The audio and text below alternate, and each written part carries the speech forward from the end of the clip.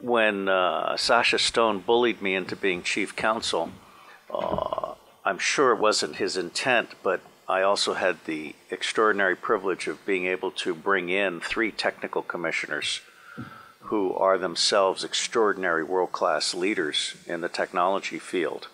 The first is William Binney, and he is the whistleblower, the honest intelligence professional who reported the National Security Agency for violating the law with mass surveillance. And he has been respected by the European Union because his solution, Thin Thread, provides for meta signals intelligence within the rule of law. And so we'll be watching William Binney for a few minutes. 2 others that we have videotapes that will be inserted into the record, but we will not be watching today because of the time, are Stephen Arnold. He's been my virtual chief technology officer for 20 years. He is, without question, the single best American observer of information technology worldwide. He is also the top authority on de-anonymization within the dark web, to the point that we can fingerprint an image and follow it around. We can begin to identify massive networks of pedophiles. And I do want to emphasize that anyone who purchases or watches a picture of a child being tortured is themselves complicit in that torture. And then the third is Arno Reuser, from the Netherlands. Arno is a master librarian. He is gifted beyond measure, to the point that the Dutch intelligence service hired him to create their open source intelligence unit, which very quickly began producing roughly 80% of all intelligence, because he knew how to get down to exactly the right document. Looking at nuclear proliferation, for example, he knew how to get from 3 million hits to 50 hits just by changing the search languages and so forth. Now, the reason I recruited Arno was to create a global pedo-predator library. That's my preferred term, pedo-predator. But we want to create a library in multiple languages, which becomes the world's greatest repository for information about all of these crimes. And at the same time, it becomes a place where people are welcome to donate their documents or give testimony. So it's a two-way street. And I have found, I'm an honorary hacker in the United States, and we've had this discussion. For every piece of information you offer, you get 100 pieces back, of which 90 are worthless, but 10 are priceless, that you would never have gotten otherwise.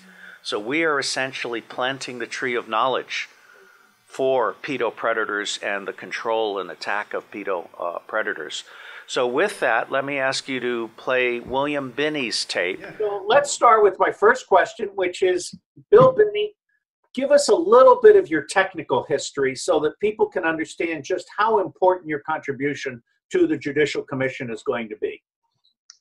My background comes from my work with NSA for about 36 years, and also some follow-on work in consulting in other agencies like the Customs and Border Protection and CIA.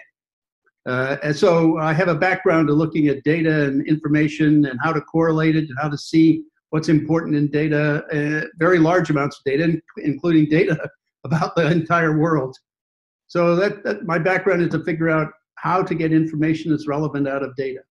Now, you are, with a few others, the inventor of something called Thin Thread, and you've now commercialized Thin Thread. Please take a couple of minutes to talk about Thin Thread, its being within the rule of law, and what it allows you to do with both internal databases and web distributed data.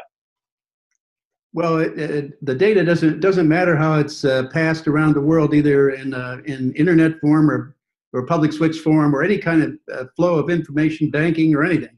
It's all the same to the Thin Thread program. It was designed to say, here's how you can put together information that's related in the entire world and be able to see or have an idea of the extent of communities and their activities and what people are doing.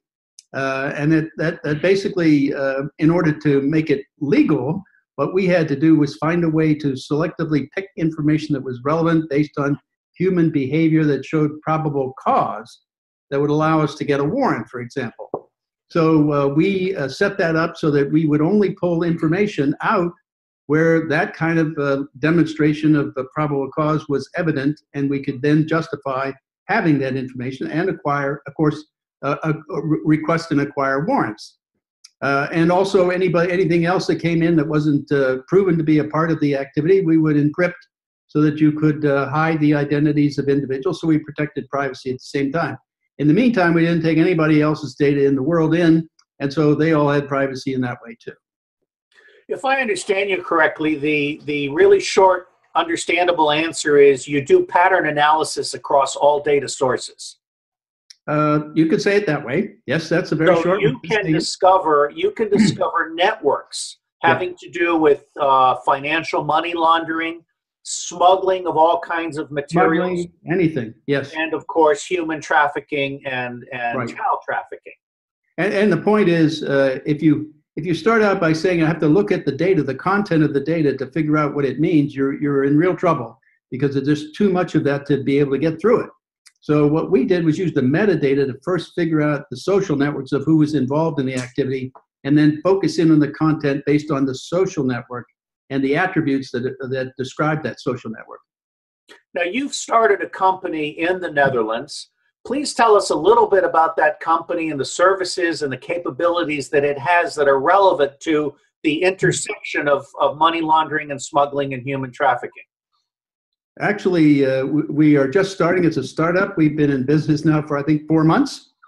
So it's not that long. But the whole objective is to be able to do a privacy and security kind of program that gives you both aspects at the same time. Whereas, they've been saying all along, you have to give up privacy for security. Well, that's been a lie. You don't have to do that. You can have both at the same time. And we are here preparing that and getting ready to commercialize that and make that evident to everybody, both in government and in business. So we're looking at businesses as well as things like import exports out of the Port of Rotterdam, things of that nature we'd like to get into.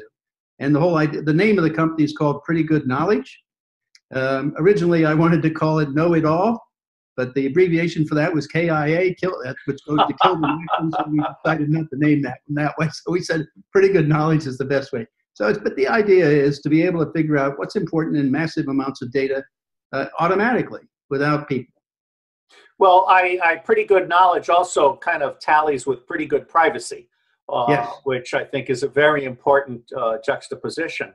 Now, if I understand it correctly, you are so highly regarded and your respect for privacy is so highly regarded that you and your company have passed the smell test with the European Union. Can you tell us a little bit about that?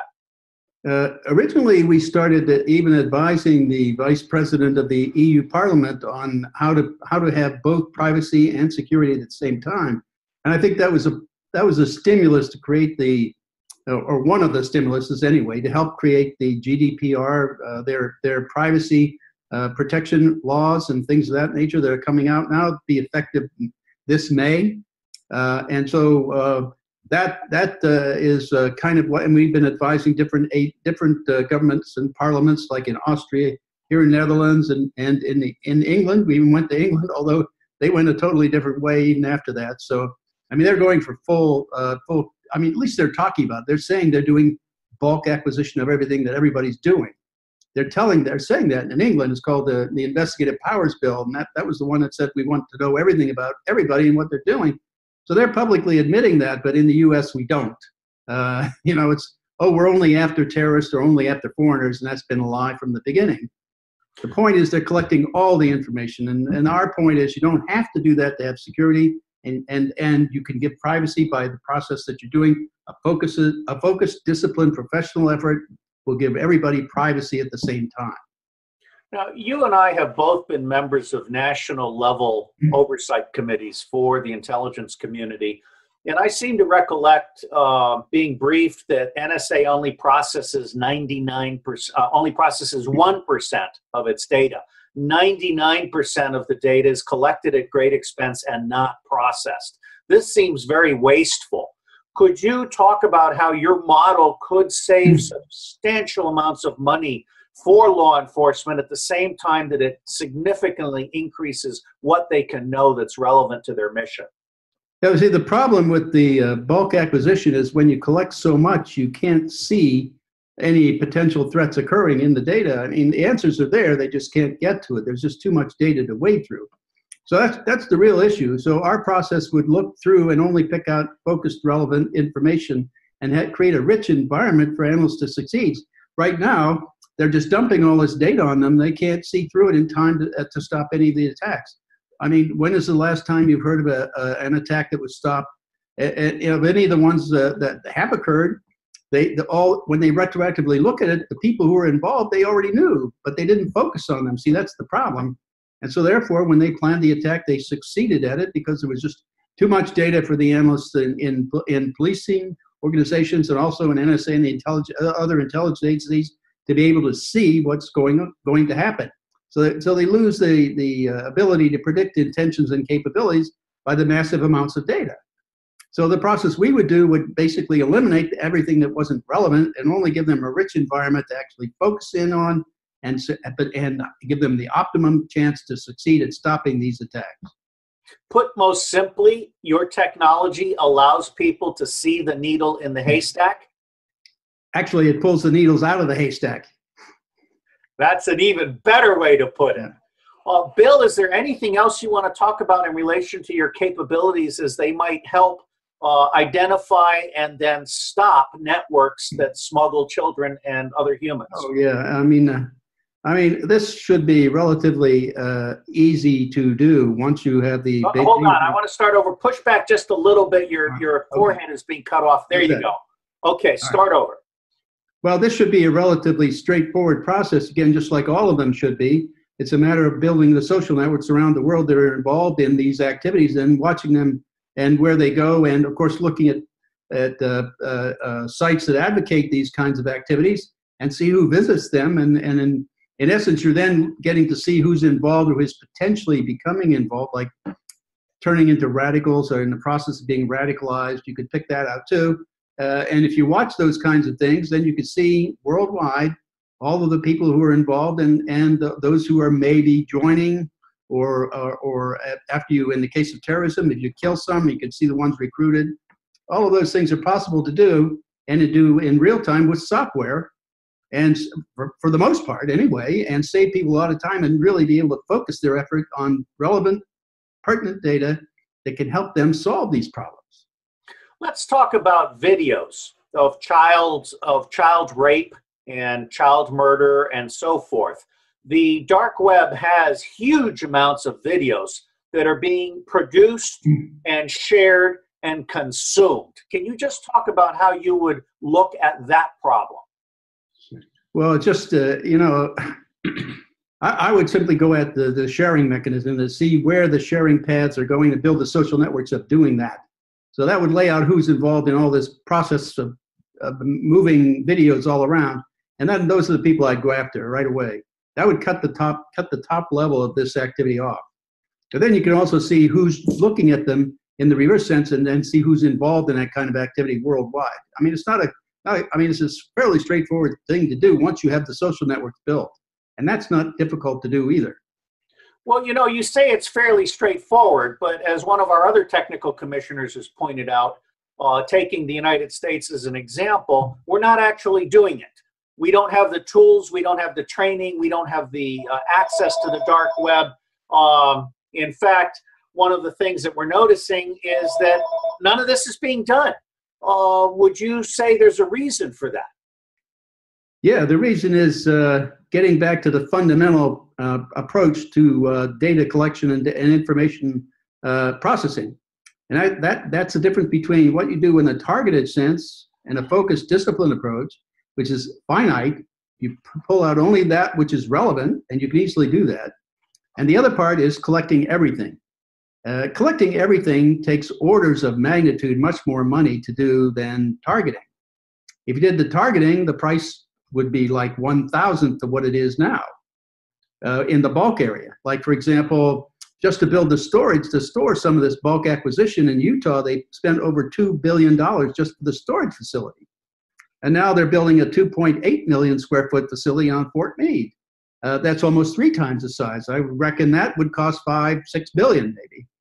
So I mean, all this storage is creating the problem in terms of analysis of finding the targets in advance, and also the threats, and also it creates so much burden on a financial burden on moving the data around from where you get it in the world to where you want to analyze it or store it, and also building the storage facilities and managing it with contractors and all the software and programs that have to be built to interrogate it and interface with the analysts in the agencies all over the world. So this is a real money maker for them. So it's money is the issue there.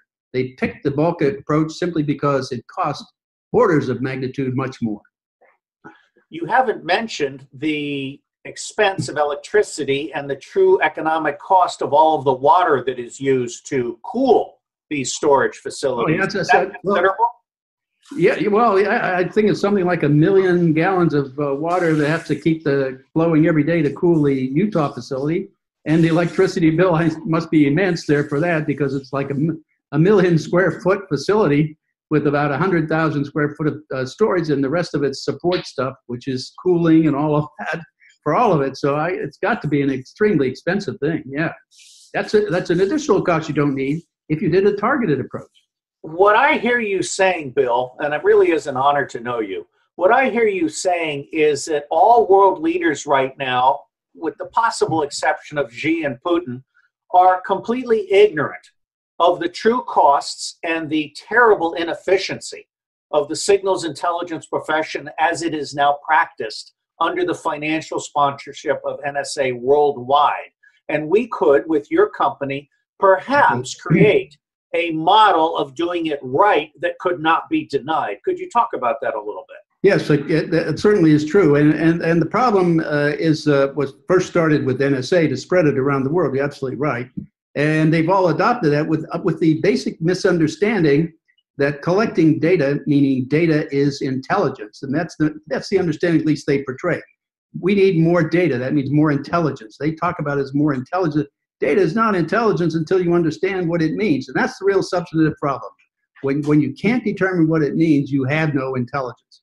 That's the problem. And they keep heaping more and more, like, for example, after the Charlie Hebdo attack in Paris, the French said they needed another €1 billion, another 1,000 analysts, and more data. Well, they got that, and then they got an attack 8 months later in Paris again. And it didn't help to stop that either. And the reason, again, gets back to the bulk data and overburdening analysts, not focusing, not doing a professional, disciplined job. But the point is that would be much less expensive to do. And it wouldn't satisfy all the contractors in the military-industrial complex that want to feed on all the money, which is what they want to do. And so the more money they can justify to get, which means it's like I refer to this as a swindle, because every time there's an attack, they say they need more money for terrorism. When in fact, if you look at it, I'm just a country boy, okay? I look at things very simply. If you consistently fail, you must be doing something wrong. And if you're doing something wrong, that means you need to look at your whole process from beginning to end, find out what's wrong, fix it, and stop failing. They have not done that. They simply keep saying we need more data, we need more people, and that's simply a continuation of the reasons why they're failing. I completely agree with you. And one of the things you've said that really struck out is that doing it right will cost 1,000th of what doing it wrong will cost. Yep. I and others have conceptualized the soft landing concept, where every person who's cut from the federal government, including contractors, will get a year's salary and a year's job training in redirection. It sounds like the military-industrial complex is the major obstacle to changing how we do business. Are there any other obstacles, to take the United States as an example, to actually reforming the intelligence community so that it actually produces intelligence, which, like you, I define as decision support? Yeah, the other problem, of course, is all the members of the senior executives and so on in all these agencies, because when they look at these contractors and getting contracts in, they also look for, after they retire, for jobs that they can have in the private sector. And so that's what's going on. What they do is move from their executive positions in government into the private sector, then talk to the people that replace them back in government, as their influence has, their contacts, and say, we need to add contracts here, and that's how they get contracts back to the companies they move into. That's pretty consistent across all the agencies. I mean, what they ought to do is simply say you can't lobby. You can never, after you retire from government, you can never lobby into any agency that's involved in the area where you were working as a government employee. Well, my other point here, Robert, sit back a little bit, about 6 inches. There you go. All right. Okay. Yeah. The only other point I'd like to add here is that as a part of this bulk acquisition data and on everybody, they're really destroying our judicial process and the way we employ and execute the arresting people. I mean, they're doing things like taking the NSA data and looking into it for crimes. I mean, Mueller was doing this since 2001. He admitted that in an interview with Bart Gellman in 2011, in April of 2011, in New York Magazine, I think. What they do is they look into the NSA data to find evidence of crime, then they tip off state and local police to go arrest the fellow or the person. And when they have to go to court to try them in a criminal case, they can't use the NSA data because it wasn't collected with a warrant, and so therefore it won't be admissible. So what they do is they do what's called a parallel construction, and this parallel construction means they go out and use standard policing techniques to find the evidence that would justify a warrant to arrest the person in the first place, and that it helps that they know where that data is anyway. So from NSA. And so therefore, what that means then, they substitute that information in the parallel construction for the NSA data in the court of law. That's called perjury. And that also denies the right of the defendant to challenge the discovery of information that's used against him in the court of law, because they're putting forth a fabrication. And this is the policy of the Department of Justice of the United States, and has been since 2001 at least. And so at that point, there I say they're destroying our entire judicial system, and in fabricating evidence and perjuring themselves in courts of law. I mean, obviously they did it with like Amnesty International versus Clapper, where they were challenging this specific issue of the people in criminal court not being able to challenge discovery of the data from the NSA that they were using to convict them. The Solicitor General of the United States lied to the Supreme Court when he said, anybody where NSA data was used against them, anybody in the court of law, they would be told, the lawyers and the defendant would be told. And that was a lie. Nobody has ever been told that I know of. Well, it's actually worse than that. I'm surprised you didn't mention the constitutional provision to the right against unreasonable search and seizure, which NSA is certainly violating. Mike Hayden has committed treason twice now, once at NSA with warrantless wiretapping, and the second time at CIA with torture and rendition. So if I hear you correctly, Bill, NSA is at the heart of turning America into a police state that is outside the rule of law. Actually, it's at the heart of it for the world, for the free world, at least. And they're really violating the 1st, 4th, 5th, and 6th Amendments of the Constitution. First, because everybody's supposed to have the right to free association and the freedom to say things and not be monitored all the time. And that's exactly what they're doing. And the 4th, because they're looking at everything they're saying and talking to one another, the phone calls and all. And so therefore, that's a violation of that privacy right. And then the 5th Amendment, they're using that data against people to find evidence, to get warrants, supposedly, in this parallel construction process. And then they're using that in a court of law in the parallel construction, which means they're denying due process to them on the 6th Amendment. So, it's a total scrapping of the Constitution, but it's all being done in secret. Nobody's admitting to this in a court of law. I mean, I filed affidavits in the 3rd and the 9th Circuit Courts of Appeal, laying out what they're doing, saying exactly, and using some of the Snowden material, how they're acquiring it, how it operates, and talking about this parallel construction and fabrication and perjury. And none of the courts have yet opened, at least some of them are still going, but the government is dragging it out, trying to keep it going with motions to do this or that, and not really addressing. They don't want this discussed in open court because they know they've been doing all this unconstitutional activity since at least 2001. That's very, very important testimony, and I'm hoping that someone like Judge Andrew Napolitano, a constitutional lawyer, will pick up on this and write a seminal article. I think, as you do, the world of Judge Napolitano. I do. Let's end on a positive note, because you and I are both patriots, and we are both intelligence professionals. We have talked at lunch about the need to eliminate 70% of the secret intelligence community in the United States, but reconstitute the 30% from each agency that is left. Could you just end for a few minutes on your vision for the future of the U.S. intelligence community, if and when it can work under the rule of law in consonance with the U.S. Constitution? Well, first of all, I would do the focused, disciplined, professional job that we've been advocating all along, which is to do that focus on things where you can demonstrate some human behavior that constitutes probable cause of doing bad criminal activities or other kinds of threatening activities. Either, and this is true in the military sense as well as a civilian sense, and what the civilian criminal gangs are doing or what militaries are doing. You can do the same approach to both. And it's like the old-time religion of how to figure out intelligence. It's not changed over the decades. It's really still the same. But what's happened is our agencies have lost it, and because they've lost it, they don't know what to do. And so they try to do all kinds of things that are totally irrelevant, building big empires and big agencies and big processes worldwide that are quite unnecessary.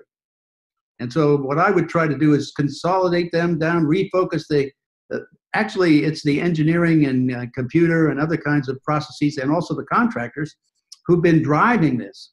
They have lost the focus on what their mission is, which is intentions and capabilities, and that's an analytic function. And the analytic function is inside these agencies. They're just not paying attention to it. They've been driven by other factors, contracts, money, all kinds of things other than the mission.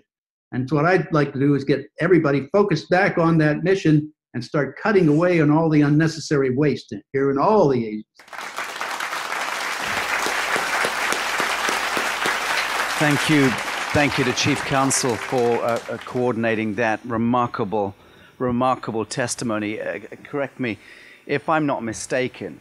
This commission just heard the former technical director of the biggest, most powerful intelligence and surveillance agency in the history of our world tell this commission that the leaders of the intelligence community, FBI, NSA, CIA, et al., in conjunction with the Attorney General of the United States, are in collusion, conspiracy of sorts. Malfeasance is the name of the game. Treason is the name of the game. It doesn't get more serious than this. For the love of God, it doesn't get more serious.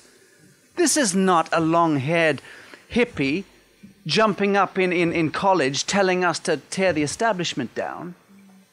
This is a man embedded in the intelligence and the establishment. It doesn't get more serious. Thank you for those questions, Counsel.